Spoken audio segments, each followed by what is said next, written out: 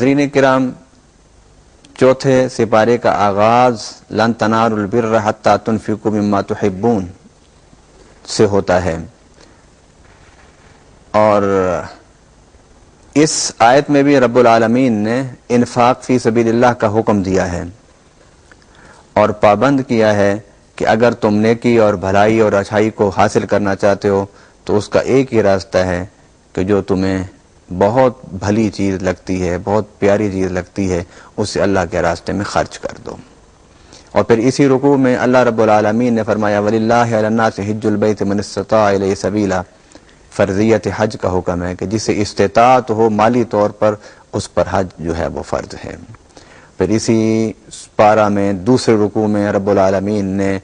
وَاعْتَصِمُوا بِحَبْلِ اللَّهِ جَمِيعًا وَلَا تَفَرَّقُوا کہ اللہ کی رسی کو مضبوطی سے تھام لو اور تفرقوں سے اور اختلافات سے بچتے ہوئے زندگی کو گزارو، اور زندگی کو دین اور وحی کے حوالے سے وحدت کے ساتھ گزارو، پیار کے ساتھ گزارو، تاکہ لوگوں کی توجہ دین اور مذہب کی طرف بڑھے، نہ کہ تمہارے کسی رویے سے دین اور مذہب سے لوگوں کو دوری ہو۔ پھر اسی رکوع میں اللہ رب العالمین نے فرمایا کہ ایک ایسا گروہ ہونا چاہیے تم میں کہ جو لوگوں کو نیکی کا حکم دے اور برائی سے روکے، اور اسی کو اللہ تعالیٰ نے خیر الامت قرار دیا۔ اسی رکوع میں رب العالمین نے فرمایا کہ تمام اہل کتاب ایک جیسے نہیں ہوتے، کچھ اہل کتاب وہ ہوتے ہیں کہ جو اللہ کے ذکر اور فکر میں اور رات کو کتاب اللہ کی تلاوت میں اپنے وقت کو گزارتے ہیں اور اللہ کو سجدے کرتے ہوئے وقت کو گزارتے ہیں۔ پھر اللہ رب العالمین نے میدان بدر میں اہل بدر مسلمانوں کی خصوصی مدد و نصرت کا ذکر فرمایا کہ پہلے ہم نے اہل بدر کی مدد کی 3000 ملائکہ کے ساتھ، اور پھر ہم نے 5000 ملائکہ کے ساتھ اہل بدر کی حفاظت کی اور اہل بدر کی مدد کی، اور اہل بدر کم تعداد میں ہونے کے باوجود مسلمان کفار پر غالب آئے، اور وہ مسلمان روزے دار تھے، منہ میں ان کا روزہ تھا، بھوک تھی، پیاس تھی، گرمی تھی، شدت تھی، وہ ایک بڑی تعداد کفار کا جو لشکر تھا اس پر غالب آ گئے۔ یہ صرف اللہ کی خصوصی مدد سے ہی ایسا ممکن ہو سکا۔ اس سے اگلے رکوع میں اللہ تعالیٰ نے پھر سودی کاروبار کے حوالے سے فرمایا کہ لا تاکلوا الربا، اے ایمان والو ربا مت کھاؤ، ربا سے بچو اور ربا سے دور رہو۔ رب العالمین نے قرآن پاک کے چوتھا سپارہ اور دوسرے ربع میں فرمایا وَسَارِعُوا إِلَىٰ مَغْفِرَةٍ مِّن رَّبِّكُمْ وَجَنَّةٍ عَرْضُهَا السَّمَاوَاتُ وَالْأَرْضُ أُعِدَّتْ لِلْمُتَّقِينَ کہ دوڑو اور بھاگو اور جلدی کرو مغفرت کی طرف، کہ اللہ سے معافی مانگ لو، اللہ سے توبہ کر لو، اللہ سے اپنے گناہوں کی بخشش مانگ لو، اور اس جنت کی طرف بھاگو جس کی جنت کی چوڑائی زمین و آسمان کے برابر ہے، اور یہ جو جنت تیار کی گئی ہے متقین کے لیے۔ ناظرین کرام،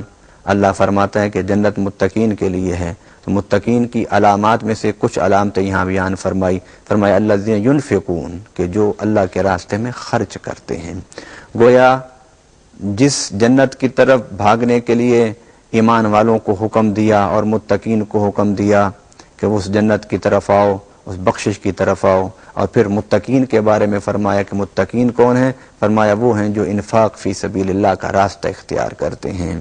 یقیناً بار بار انفاق فی سبیل اللہ کا ذکر کرنا قرآن میں اس بات کو واضح کر دیتا ہے کہ اللہ تعالیٰ کو یہ عمل بہت پسند ہے، اور یقیناً اسی سے معاشرے میں استحکام آتا ہے، اسی سے معاشرے میں محرومیاں ختم ہوتی ہیں، اسی سے معاشرے میں جہالت کا خاتمہ ہوتا ہے، اسی سے معاشرے میں صحت کی بہتر سہولتیں میسر ہو سکتی ہیں۔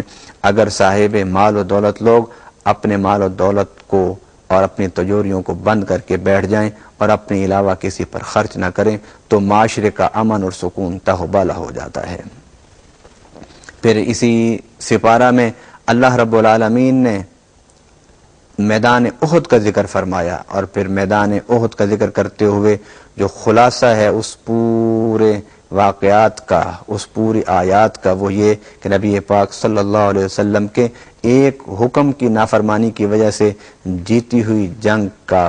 کایا پلٹ گئی، جیتی ہوئی جنگ کی صورتحال بدل گئی۔ اس مقام پر اس بات کی اہمیت واضح کی گئی کہ جو اللہ حکم دے دے اور اس کے رسول صلی اللہ علیہ وسلم حکم دے دیں، اس کو من و عن مان لینا ضروری ہوتا ہے، اس کی کسی بھی انداز سے ارادتاً یا بلا ارادہ اس کی مخالفت نہیں کرنی چاہیے۔ اور پھر ان واقعات کے ضمن میں اللہ تعالیٰ نے فرمایا فَبِمَا رَحْمَةٍ مِّنَ اللَّهِ لِنْتَ لَهُمْ وَلَوْ كُنْتَ فَظًّا غَلِيظَ الْقَلْبِ لَانفَضُّوا مِنْ حَوْلِكَ فَاعْفُ عَنْهُمْ وَاسْتَغْفِرْ لَهُمْ وَشَاوِرْهُمْ فِي الْأَمْرِ فَإِذَا عَزَمْتَ فَتَوَكَّلْ عَلَى اللَّهِ۔ فرمایا کہ اے پیارے میرے پیارے نبی صلی اللہ علیہ وسلم، کیونکہ آپ تند مزاج نہیں ہیں، سخت دل نہیں ہیں، اس لیے کہ تم رحمت ہو، نرم ہو، یہ ارد گرد تمہارے انسانوں کا جھرمٹ بیٹھا رہتا ہے، اور اگر تم بھی تند مزاج ہوتے اور سخت ہوتے تو یہ سب تم سے منتشر ہو جاتے۔ اور پھر فرمایا کہ ان سے جو غلطی ہوئی ہے، جو بلا ارادہ ان سے خطا ہو گئی ہے، اے پیارے اس کو تم بھی معاف کر دو اور اللہ سے بھی معافی کی سفارش کرو۔ اور اب اس کے بعد بھی میدان جنگ احد کے بعد بھی ان کو اپنی مشاورت میں شامل کرو، ان کو اپنی مشاورت میں بٹھایا کرو، اور جب تم کسی کام کا ارادہ کر لو پھر اللہ پر توکل کر لیا کرو، یعنی مشاورت کے بعد جب تم کوئی فیصلہ کر لو تو پھر اس فیصلے کے بعد اللہ پر توکل کرو، اللہ تعالیٰ ضرور تمہاری مدد فرمائے گا۔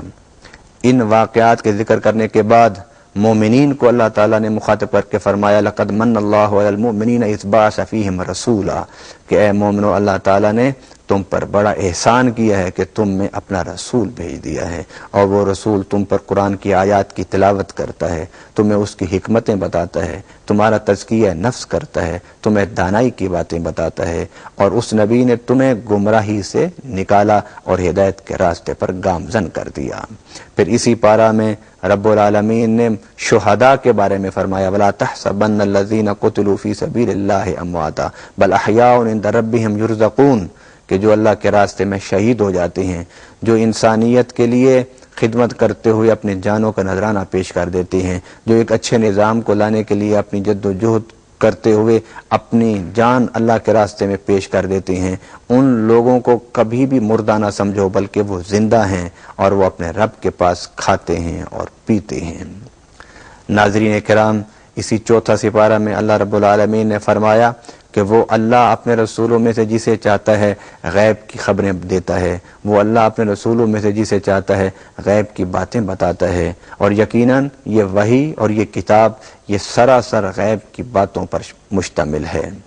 اور پھر فرمایا کہ اے مومنو بخل نہ کیا کرو، اے انسانوں بخل نہ کیا کرو، بخل سے بچا کرو، اس لیے کہ اللہ تعالیٰ کو بخل پسند نہیں ہے۔ پھر اسی پارہ میں رب العالمین نے موت جیسی حقیقت کی طرف توجہ دلاتے ہوئے فرمایا کل نفس ذائقۃ الموت، کہ ہر ذی روح نے موت کا ذائقہ چکھنا ہے، اور کامیاب وہی انسان ہوگا جو آگ سے بچتے ہوئے جنت میں داخل ہو جائے گا۔ گویا موت سے کوئی